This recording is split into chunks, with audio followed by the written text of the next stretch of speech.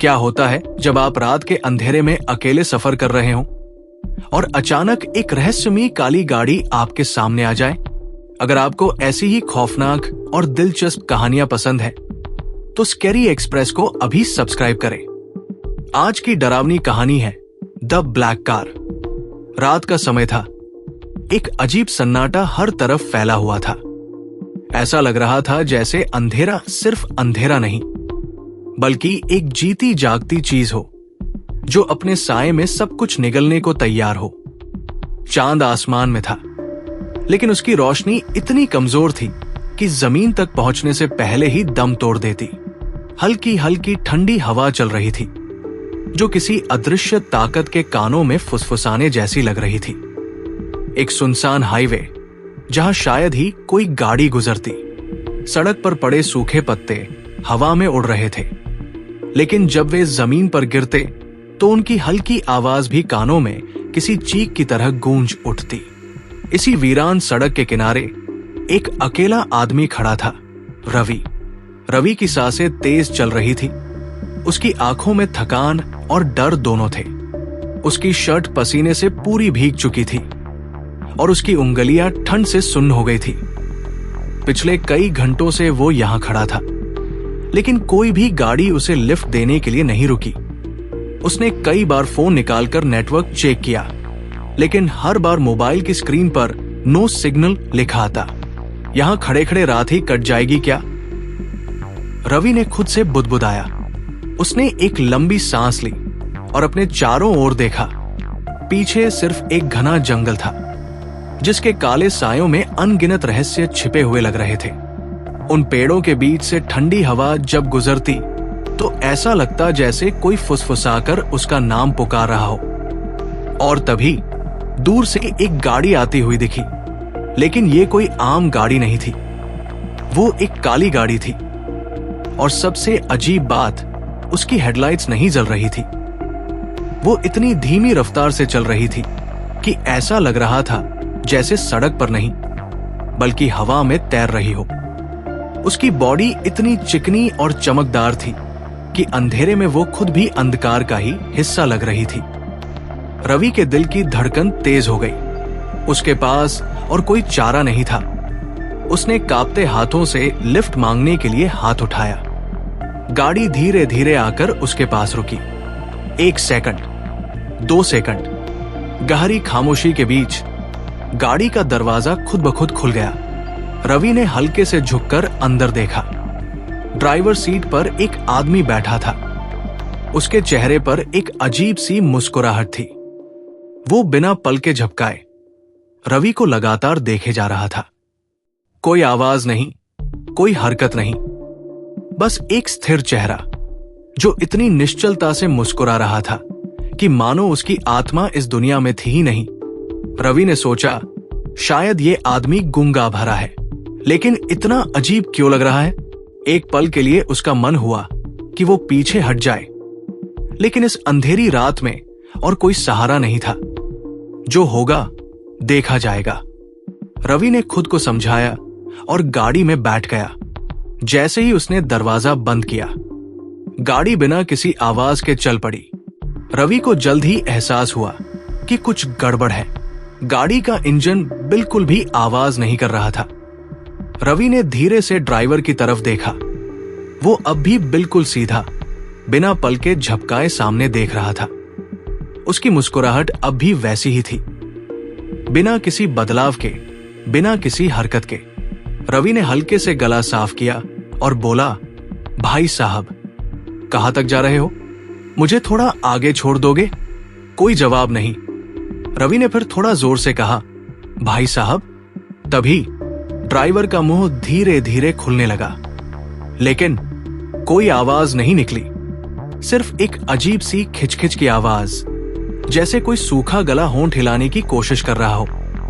रवि के शरीर में ठंड दौड़ गई। उसका हाथ धीरे से दरवाजे के हैंडल की तरफ बढ़ा। तभी ड्राइवर ने अचानक रवि का हाथ पकड़ लिया, बर्फ से भी ठंडा हाथ। रवि ने झटके से अपना हाथ खींच लिया। उसकी सांसें तेज हो गई और फिर पहली बार ड्राइवर ने धीरे से अपना सिर घुमाया, लेकिन सिर्फ सिर घुमा, पूरी बॉडी बिल्कुल भी हिली नहीं। 90 डिग्री, 180 डिग्री, 270 डिग्री, पूरा 360 डिग्री घूम गया। और अब जो चेहरा रवि के सामने था वो इंसानी चेहरा नहीं था। उसके होठों पर वही मुस्कान थी, लेकिन उसकी आंखें नहीं थी, सिर्फ 2 गहरे खाली काले गड्ढे। रवि की चीख उसके गले में ही फंस गई। ड्राइवर की आवाज अब पहली बार सुनाई दी, तुम गलत जगह पर आ गए हो और अब वापस नहीं जा सकते। और तभी गाड़ी की रफ्तार अचानक बढ़ने लगी। रवि ने डर से अपनी आंखें बंद कर ली। उसके कानों में सिर्फ एक आवाज गूंज रही थी, काली गाड़ी ने अपना शिकार चुन लिया है। गाड़ी की रफ्तार अब असामान्य तरीके से तेज हो चुकी थी। रवि ने खिड़की से बाहर झांक कर देखा। हाईवे अब हाईवे नहीं लग रहा था। सड़क दोनों तरफ से घने अंधेरे में समा चुकी थी।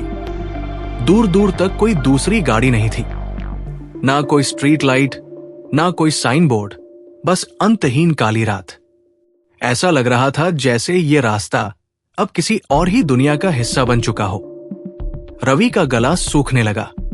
उसने अपनी जगह से हिलने की कोशिश की, लेकिन ऐसा लगा जैसे उसकी बॉडी जम चुकी हो। गाड़ी के भीतर अब भी वही अजीब खामोशी थी, लेकिन एक बदलाव हुआ था। ड्राइवर की मुस्कान अब धीरे धीरे बड़ी होती जा रही थी। उसके होंठ फटने लगे थे, गालों की चमड़ी खिंचकर आंखों तक जा पहुंची थी।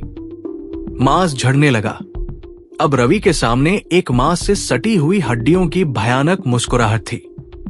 तभी गाड़ी के अंदर रेडियो अपने आप चालू हो गया, लेकिन उसमें कोई गाना या न्यूज नहीं थी, बल्कि उसमें से किसी की धीमी टूटी फूटी फुसफुसाहट आ रही थी। रवि, तुम आ गए। बहुत देर कर दी। रवि का दिल इतनी जोर से धड़कने लगा जैसे अभी फट जाएगा। उसने झटके से रेडियो बंद करने की कोशिश की, लेकिन बटन गायब हो चुके थे। अब रेडियो में कोई और आवाज आने लगी, मुझे भी किसी ने लिफ्ट दी थी, फिर मैं इस गाड़ी का हिस्सा बन गया। अब तुम्हारी बारी है। रवि ने तुरंत दरवाजा खोलने की कोशिश की, लेकिन दरवाजा अंदर से लॉक हो चुका था। तभी गाड़ी ने एक जोरदार झटका लिया और एक जगह आकर रुक गई। धड़ाम। रवि का सिर जोर से डैशबोर्ड से टकराया। उसकी आंखों के सामने अंधेरा छा गया। कुछ पलों बाद जब उसने धीरे धीरे अपनी आंखें खोली, तो उसके सामने जो नजारा था उसने उसकी रूह कंपा दी। गाड़ी अब एक पुराने सुनसान ढाबे के सामने खड़ी थी। ढाबा टूटा फूटा था, लेकिन अंदर से हल्की रोशनी आ रही थी। बाहर एक जंग लगी नेम प्लेट टेढ़ी होकर लटक रही थी, जिस पर धुंधले अक्षरों में लिखा था, शर्मा ढाबा 1986 इंच। रवि हक्का बक्का रह गया। 1986? क्या यह ढाबा अभी चालू था? उसका मन अजीब सवालों से भरने लगा। उसने हिम्मत जुटाई और धीरे से गाड़ी का दरवाजा खोला। जैसे ही वो बाहर निकला और पीछे मुड़ा, गाड़ी वहां नहीं थी, जैसे वो कभी थी ही नहीं। रवि के शरीर में एक ठंडी लहर दौड़ गई। उसने तेजी से चारों ओर देखा, लेकिन अब सिर्फ वही था और वो पुराना ढाबा। हल्की ठंडी हवा चल रही थी, जो किसी के कान में फुसफुसाने जैसी लग रही थी।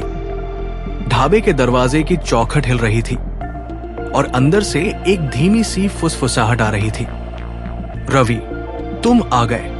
रवि का शरीर कांपने लगा। उसका दिल कह रहा था कि वो यहां से तुरंत भाग जाए, लेकिन उसके पैरों ने खुद ब खुद ढाबे के अंदर कदम रख दिया। ढाबे के अंदर अजीब सा माहौल था। चारों तरफ सिर्फ पुरानी जली सड़ी टेबल और टूटी कुर्सियां पड़ी थी। हवा में एक अजीब सी गंध थी, सड़े हुए मांस और गीली मिट्टी की। रवि ने धीरे धीरे आगे बढ़ना शुरू किया। हर कदम के साथ फर्श के नीचे से किसी के सिसकने की हल्की आवाज आ रही थी। फिर उसने देखा, एक पुराना आईना दीवार पर टंगा था, लेकिन आईने में उसका अक्स नहीं दिख रहा था। रवि का शरीर जम गया और तभी आईने के दूसरी तरफ एक साया उभरने लगा। वही चेहरा, वही मुस्कुराहट, वही खाली काले गड्ढों जैसी आंखें। ड्राइवर का भूत अब उसके पीछे खड़ा था। रवि जोर से चीखने ही वाला था कि तुम बहुत देर कर चुके हो, अब तुम भी इस जगह का हिस्सा बन चुके हो। रवि के कानों में यही शब्द गूंजे।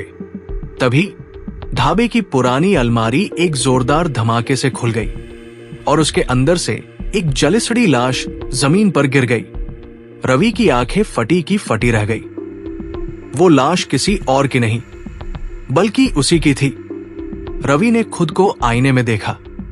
अब वो इंसान नहीं था, उसकी आंखें भी गायब हो चुकी थी। चेहरे पर वही भयानक मुस्कान थी जो अब तक सिर्फ ड्राइवर के चेहरे पर थी। तभी ढाबे की खिड़की से एक हेडलाइट की हल्की चमक आई। सड़क पर फिर से वही काली गाड़ी आ चुकी थी, लेकिन इस बार ड्राइवर सीट पर रवि बैठा था। अब वो इस श्रापित गाड़ी का नया मालिक बन चुका था। अब वो भी उसी तरह से मुस्कुरा रहा था। अब वो भी किसी न किसी को लिफ्ट देने निकलेगा। उस रात हाईवे पर फिर से वही काली गाड़ी देखी गई, बिना हेडलाइट्स के, बिना किसी आवाज के, एक नए शिकार की तलाश में। क्या अगली बार वो तुम्हारे पास भी रुकेगी?